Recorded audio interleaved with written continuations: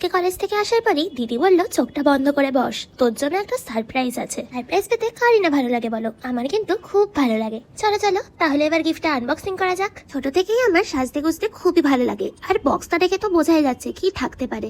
তো এবার দেখবার পালা সত্যি কি আছে এর মধ্যে। বাড়িতে যখনই কিছু অর্ডার দেওয়া হয় তখন আনবক্সিংটা কিন্তু আমিই করি, কারণ এর মধ্যে একটা দারুণ এক্সাইটমেন্ট কাজ করে। তো এখানে ফাইনালি দেখো হাতে চলে এসেছে একটা ব্যাগ। ব্যাগটার কালারটা কি সুন্দর দেখো, ল্যাভেন্ডার কালার, আমার তো খুবই পছন্দের কালার। তো এরপর ব্যাগ থেকে বেরিয়ে গেছে একটা ফাউন্ডেশন আর একটা লিপস্টিক।